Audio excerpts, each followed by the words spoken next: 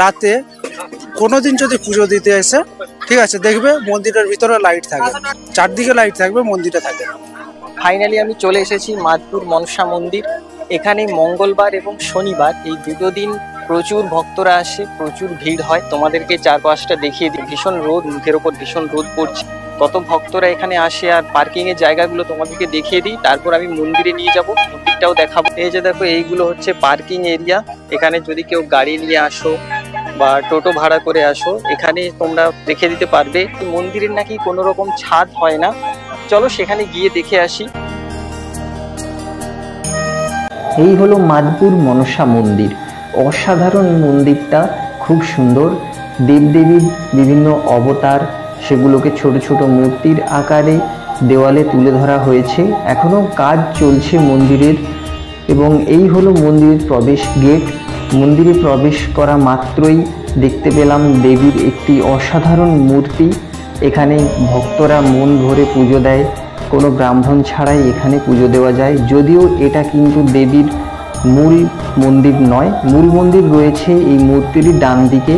এখানে দুধ, কলা, বাতাসা, মিষ্টান্ন দিয়ে দেবীকে পুজো দেওয়া হয়। কোনো ব্রাহ্মণ ছাড়াই ভক্তরা মন ভরে পুজো দিতে পারে। এখানে কোনো রকম বাধা ধরার নিয়ম থাকে না পুজো দেওয়ার জন্য। এবং এখানে কেউই কিন্তু খালি হাতে ফিরে যায় না। এটা খুবই প্রাচীন একটা মন্দির। এখানে মানুষ মন থেকে যা চায় তাই কিন্তু পায়। এই মন্দিরের কোনো রকম ছাদ হয় না। যখনই কোনো রকম ছাদ নির্মাণ করা সিদ্ধান্ত নেওয়া হয়, তখনই ঘটে অলৌকিক ঘটনা। দেবী এখানে কখনোই বাধা ধরা অবস্থায় থাকতে চান না। এমনকি কারো গবাদি পশু যদি হারিয়ে যায়, সেই দড়িটা, গবাদি পশুকে বাঁধার যে দড়ি, সেই দড়ি নিয়ে এলে কিন্তু গবাদি পশুকে ফিরে পাওয়া যায়। এই মন্দিরে এমন সব অলৌকিক ঘটনা ঘটে। আর এখানে যে মূর্তিগুলো রয়েছে, এগুলো যারা মানত করে, কেউ বা বাড়িতে নিয়ে যায়, কেউ বা এখানে এই মূর্তিগুলো রেখেও চলে যায়। এছাড়া এখানে রয়েছে মন্দিরের একটি অফিস, যেখানে পুজো দেওয়ার জন্য, গাড়ি পুজো করা বা মাতাকে, মনসা দেবীকে কিছু দান করার উদ্দেশ্যে এখানে প্রথমে যোগাযোগ করতে হয়। কোন বিষয়ের কত টাকা দক্ষিণা নেওয়া হয় সেটি এই অফিসের দেওয়ালে খোদাই করে লেখা রয়েছে।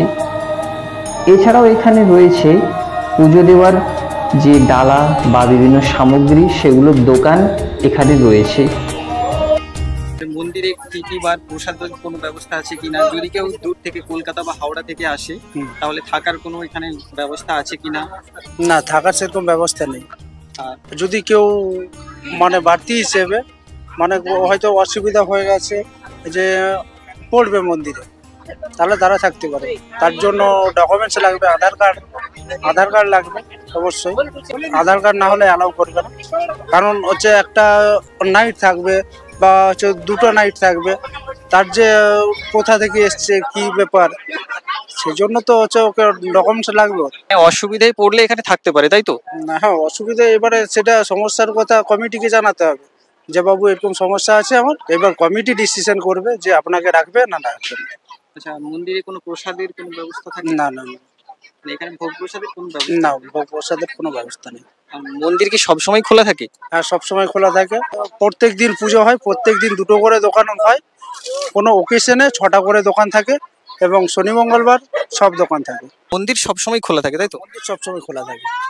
যে কেউ যখন ইচ্ছে এসে পুজো দিতে পারে। হ্যাঁ, কিন্তু একটা নিয়ম আছে যে মন্দিরে মা মনসা অন্ধকারে থাকতে ভালোবাসে। ওই জন্য রাতে কোনোদিন যদি পুজো দিতে এসে, ঠিক আছে, দেখবে মন্দিরের ভিতরে লাইট থাকে, চারদিকে লাইট থাকবে, মন্দিরে থাকে না।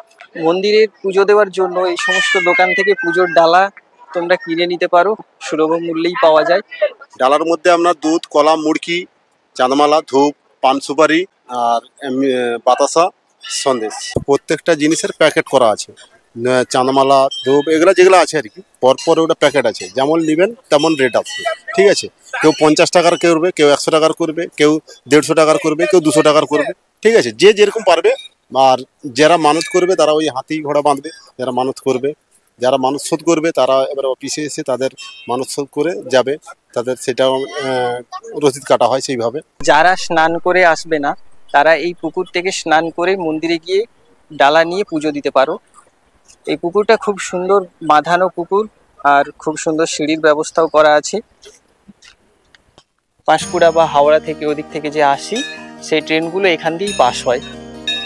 মাদপুর স্টেশনে আমাদেরকে ছেড়ে ট্রেন চলে যায় খড়গপুর স্টেশন বা মেদিনীপুর স্টেশন, ওদিকে চলে যায়। আর এটাও একটা গ্রাম্য এলাকা, এখানে গরু ছাগল বাঁধা রয়েছে। তো ফ্রেন্ডস, ফাইনালি আমার দর্শন হয়ে গেছে। তো খুব সুন্দর মন্দিরটা, এরকম খোলামেলা পরিবেশে মন্দির আমি এর আগে কখনো দেখিনি। তোমরা অবশ্যই আসো এখানে, আশা করি তোমাদের মন অনেকটা ভালো হবে। পরিবেশটা খুবই অসাধারণ, গ্রাম্য এলাকা, চারদিকে বড় মাঠ, রেল লাইন রয়েছে, তার পাশে এই মন্দির। এই মন্দিরের কোনো ছাদ হয় না, কারণ এই মন্দিরে মনসা দেবী কখনোই বাঁধা ধরা থাকতে চান না, খোলামেলা পরিবেশে থাকতে চান। ভক্তরা এখানে আসে, তারা নিজেই পুজো দেয়, এখানে কোনো ব্রাহ্মণের প্রয়োজন নেই, মানে নিজের মনের মতো ইচ্ছে করে তোমরা পুজো দিতে পারবে। কোনো রকম বাধা ধরার নিয়ম এখানে নেই।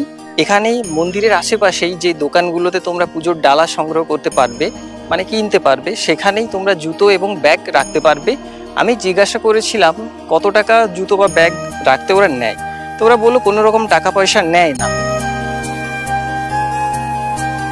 আমি পাঁশকুড়া জংশন থেকে জার্নি শুরু করব। এই যে পাঁশকুড়া জংশন, পাঁশকুড়া জংশন থেকে আমাকে যেতে হবে ওই দিকে, এদিকটা হাওড়া, আর আমাকে যেতে হবে এদিকে, এদিকে মাদপুর, এদিকে খিরাই, এদিকে খড়গপুর। মাদপুর জংশন, মাদপুর স্টেশনটা পড়বে ওদিকটাতে। আমি যেহেতু পাঁশকুড়া থেকে আমার জার্নি শুরু করছি, তাই আমি মাত্র 10 টাকাতে চলে যেতে পারবো। আর যারা হাওড়া থেকে আসবে তাদের জন্য 30 টাকা বা 25 টাকা এরকম একটা ভাড়া নেয়, খুব বেশি না। হাওড়া থেকে ট্রেন আসবে, আমি মেদিনীপুর লোকাল ধরে চলে যাব এই দিকে।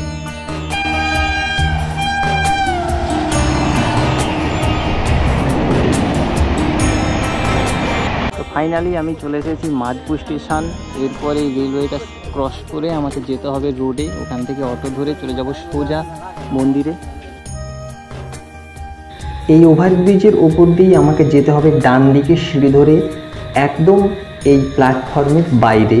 সেখানেই অনেকগুলো টোটো তোমরা দেখতে পাবে, যে কোনো একটা টোটো ধরে তোমরা চলে যাবে সোজা মাদপুর মনসা মন্দিরে।